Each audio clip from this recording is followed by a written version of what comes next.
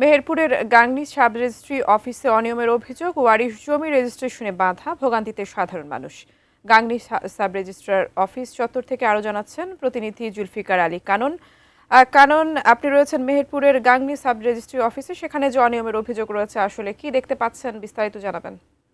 আমি এখন দাঁড়িয়ে আছি মেহেরপুরের গাংনী উপজেলা সাব রেজিস্ট্রি অফিসে। এখানে আসলে অনন্তহীন যে সমস্যা, এগুলো কিন্তু ফেস করতে হয় যারা জমি ক্রেতা এবং বিক্রেতা।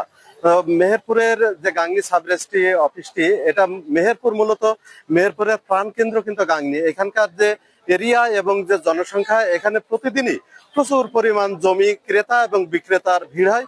অথচ এখানকার যে সাব রেজিস্ট্রার আছে, যেই পরিমাণ প্রতিদিন যে পরিমাণ দলিল রেজিস্ট্রি করার কথা, সেই পরিমাণ দলিল কিন্তু রেজিস্ট্রি হচ্ছে না।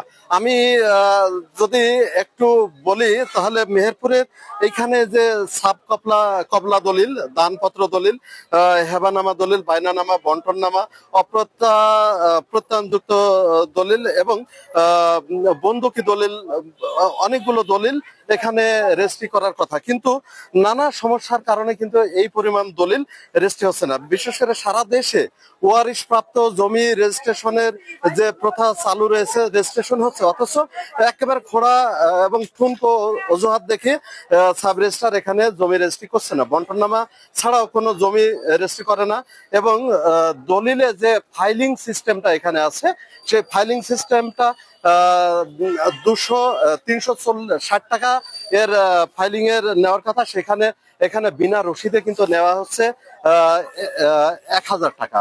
এবং যে দলিলের যে নকল তুলতে হয়, সেই নকল তোলার যে দলিলটা তোলার কথা, সেই দলিলটা কিন্তু